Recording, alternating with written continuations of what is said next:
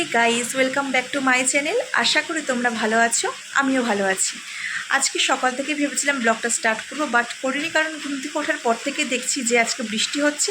তোমরা হয়তো শব্দ পাচ্ছ। তো আমি সকাল সকাল গিয়ে পড়িয়ে এসেছি, একটু বৃষ্টিটা কমেছিল। আর তারপরে ভাবলাম যে এসে তোমাদের সঙ্গে কথা বলবো। আজকে একটি সুন্দর দিন, বৃষ্টির দিন তোমাদের সঙ্গে শেয়ার করব। আশা করি তোমাদের ভালো লাগবে। তোমরা স্কিপ না করে পুরো ব্লগটা শেষ পর্যন্ত দেখতে থাকো। এখন একটু বৃষ্টিটা কমেছে, আর গাছগুলোকে দেখে দেখো কত ভালো লাগছে। দেখে মনে হচ্ছে ওরা ওদের নিজের প্রাণ ফিরে পেয়েছে। যখন দেখবে অনেকদিন বৃষ্টি হয় না, চারিদিকে একদম শুকনো খরা থাকে, তখন গাছগুলোকে দেখলে না খুব কষ্ট লাগে। যতই নিজেদের বাড়িতে জল দেওয়া হোক না কেন, তাও বৃষ্টির জল পড়লে পরে গাছের সৌন্দর্যটা আলাদাই ফুটে ওঠে। আর দেখো এই পাশটায় রয়েছে আমাদের একটা শিউলি ফুলের গাছ। এই গাছটা হচ্ছে একদমই ছোট ছিল, আস্তে আস্তে এখন অনেকটাই বড় হয়ে গেছে। তো আমি দেখবো যে এই গাছটা কতদিনে বড় হয়, তোমাদের সঙ্গে শেয়ার করব। এই তরকারিটা আমার মা আমার জন্য স্পেশালি বানিয়ে দেয়। এই তরকারিটা খেতে আমি খুব বড্ড ভালোবাসি, তাই জন্য তোমাদের সঙ্গেও শেয়ার করলাম। সব ফুল গাছ শুকিয়ে গেছে, আর রাস্তাও শুকিয়ে গেছে। দেখে একদমই মনে হচ্ছে না যে আমাদের এখানে বৃষ্টি হয়েছে। তো গরম তো লাগবেই, তাই না? আজকে পাখিগুলো অনেক সকালে উঠেছে। তো হঠাৎ করে আমি দেখি যে মেয়ে পাখিটা ঘুমাচ্ছে, আর ছেলে পাখিটা হাড়ির মধ্যে ঢুকেছিল। তো আমি একটু শব্দ করলাম, তখন সঙ্গে সঙ্গে বেরিয়ে এসেছে ছেলে পাখিটাও। বেরিয়ে আসার পরে রেগে যাচ্ছে, ঘুমাচ্ছিল যেহেতু আমি ডেকেছি, তাই জন্য মাথা একদম ফোলাচ্ছে বারবার করে। দেখো, আমি তো এখনই এখানে বসেছি, একটু কটা কানের তৈরি করবো, তাই জন্য।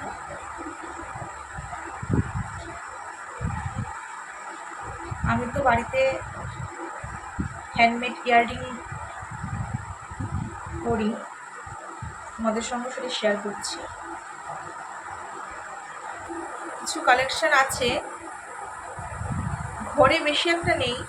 আর কিছু তৈরি করা হয়েছিল, মানে সেগুলো অর্ডারি মাল ছিল, সেগুলো বিক্রি হয়ে গেছে। এখন একটাই আছে এখানে আপাতত, একটা না দুটো আছে এখানে, আরগুলো বিক্রি হয়ে গেছে। ঠিক আছে, এই দেখো আমি এরকম ধরনের ইয়াররিং বানাই নিজে, এরকম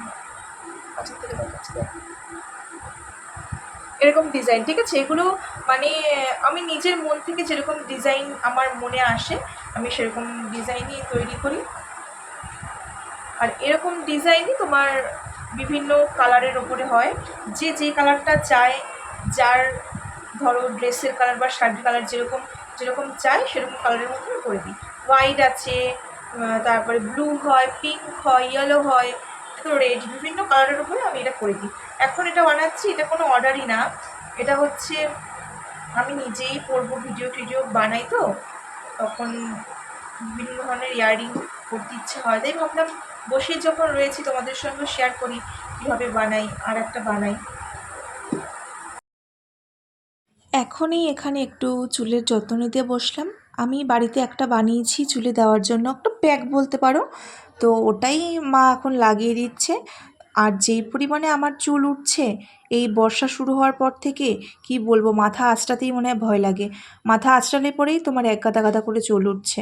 তাই জন্যই তো এখন একটু যত্ন নিচ্ছি চুলের। দেখো সামনেটা দেখলে তোমরা বুঝতে পারবে।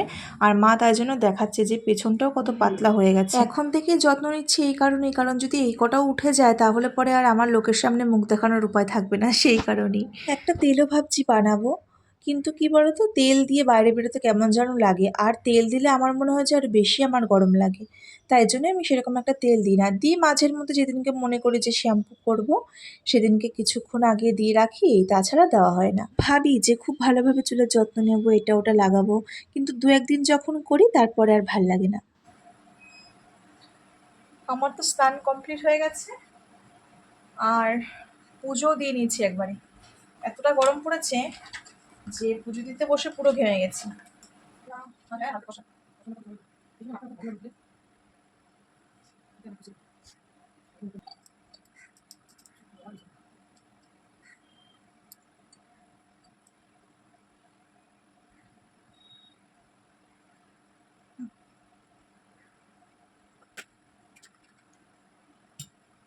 আমি এখন এখানে একটু স্কিন কেয়ার করে নিচ্ছি, কারণ দেখবে তোমরা স্নানের সময় যেই ফেস ওয়াশ ইউজ করো না কেন, ফেস ওয়াশটা করার পরে তোমার স্কিনটা একটু ড্রাই হয়ে যায়, সেই কারণেই।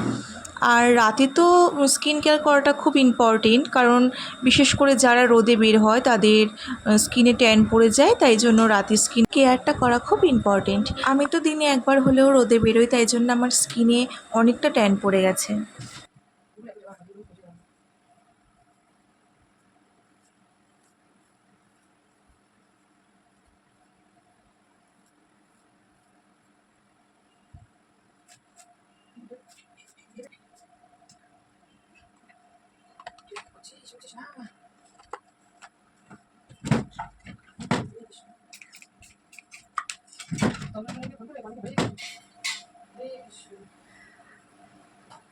তো আমার তো স্নান কমপ্লিট হয়ে গেছে, আর আমি শ্যাম্পু করে এসেছি। শ্যাম্পু করে এসে একবারে চুলটা ছাড়া দিয়ে পুজো দিতে বসেছিলাম।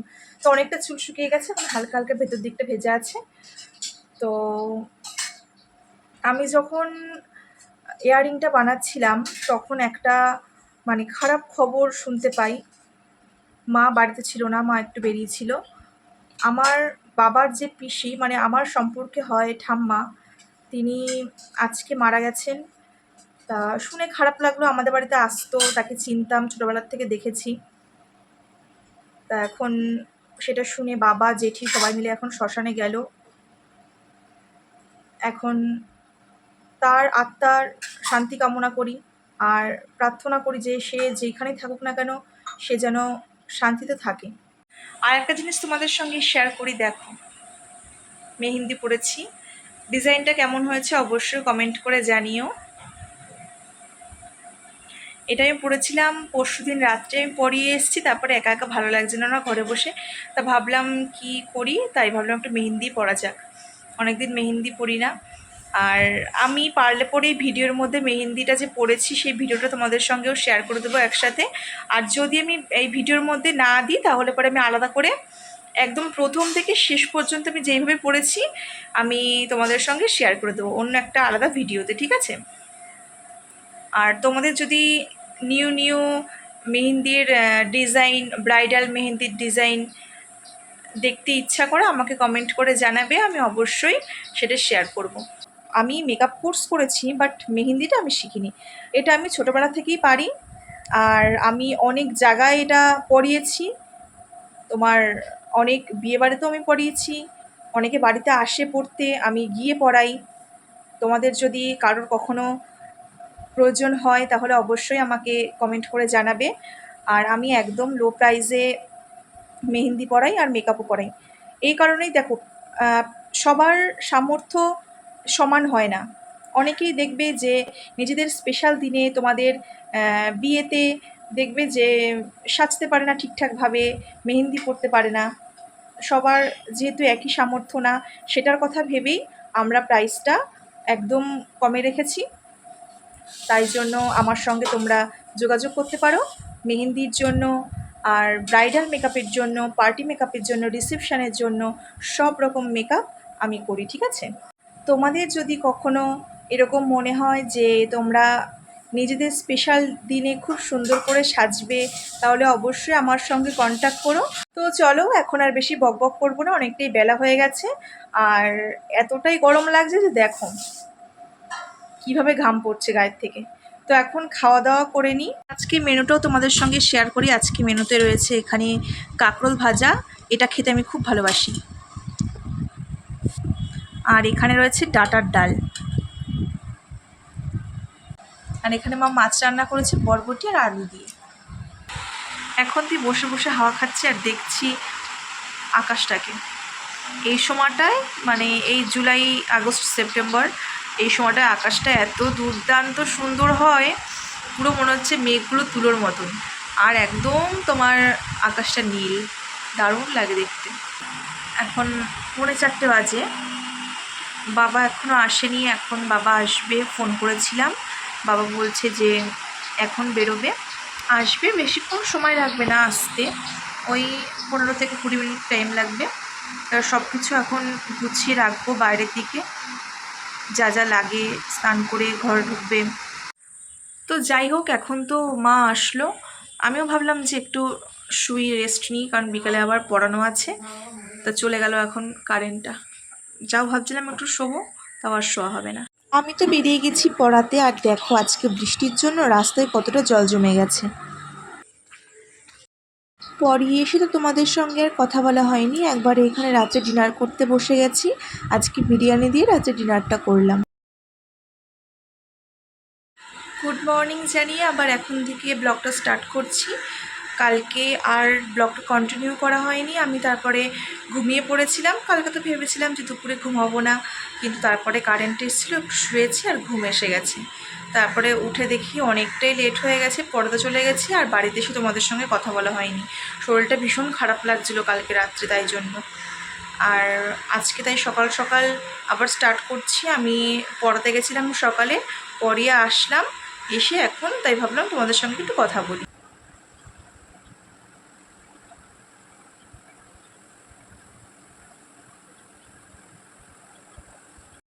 আর এখানে তোমরা আমার পাগলামোটা দেখে কিছু মনে করো না, আমি না একটু সাজার পরে এরকম নাচ করে পাগলামো করি।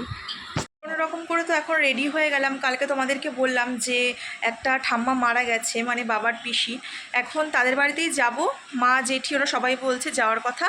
তা মা আমাকেও বলছে যে তুইও চল। এই তা এখন রেডি হলাম, লিপস্টিকটা পরিনি, খেয়ে উঠে একটু কোনো রকম লিপস্টিক পরে নেব। আর তার সঙ্গে দেখছি বাইরে আবার মুষলধারে বৃষ্টি নেমে গেছে। কোথাও যাওয়ার নাম করলে বৃষ্টি শুরু হয়ে যায়, এমনই একটা ওয়েদার। একটু খাওয়া দাওয়া করে বেরোবো, এখন 2:45 বাজে, 2:30 নাগাদ তখন যাব। আমাদের তো 2:30টার সময় বেরোনোর কথা ছিল, রেডি হয়ে বসেছিলাম, যেহেতু বৃষ্টি নেমেছিল। এখন বাজে 3:10, এখন বেরোবো। তো চলো তোমাদেরকেও দেখাচ্ছি। আমরা সবাই হাঁটতে হাঁটতে যাবো, আর তুমি গাড়িতে বসে আসবা, রথে বসে।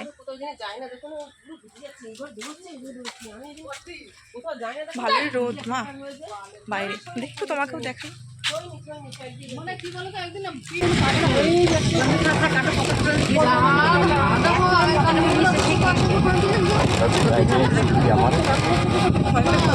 সহজে হয়েছে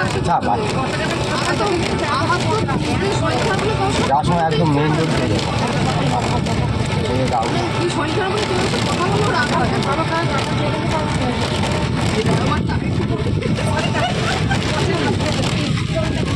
বৌদি কোন দিকে, বৌদি কোন দিকে? গাড়ির মালিক এইটা কি বলো তো, তোমরা আরো শর্টে নিয়ে যাবে। শর্টে ওই রাস্তা শর্টে মনসভার দিয়ে শর্টে হয়।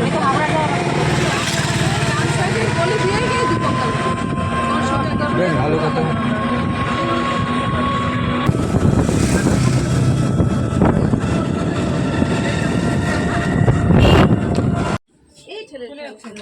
অনেক ঘুরতে ঘুরতে এখন এসে পৌঁছালাম। যেহেতু অনেক দিন বাদে আসলাম, তাই ঠিকঠাকভাবে রাস্তা চিনতে পারছিলাম না। আসার সময় এই জেঠিটার সঙ্গে দেখা হয়েছে রাস্তায়, তাই আমাদেরকে নিয়ে আসলো। আর যেহেতু অনেক দিন বাদে এসেছি, তাই সবাই মিলে অনেক গল্প করছিল। আমি তো আগে কোনোদিনও আসিনি, আর এই জেঠু জেঠিদের চিনতামও না। এই প্রথমবার এসেছি, সবার সঙ্গে পরিচয় হলো, খুব ভালো লাগলো। আবার মামি কাঁদছে, মামা কাঁদছে, এসে বলে আমরা গিয়ে মন দেখছি না, কি খারাপ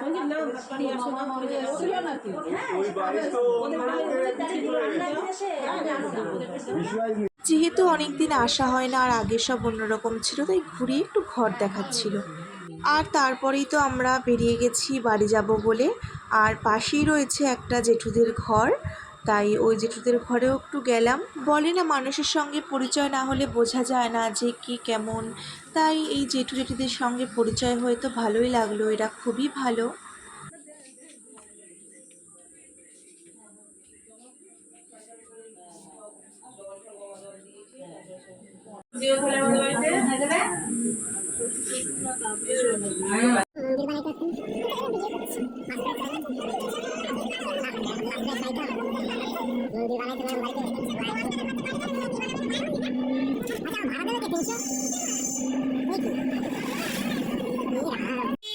আজকে বেরিয়ে তো ভালোই হলো, আজকে উল্টো রথ, ঘোরাও হলো আর অনেক রথ দেখাও হলো।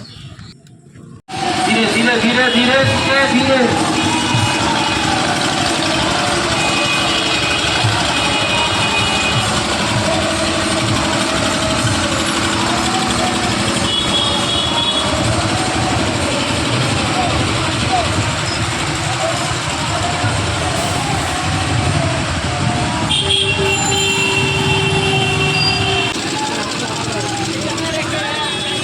থেকে গরম গরম জিলেবি দেওয়া হচ্ছে, ওটার মধ্যে দক্ষিণা।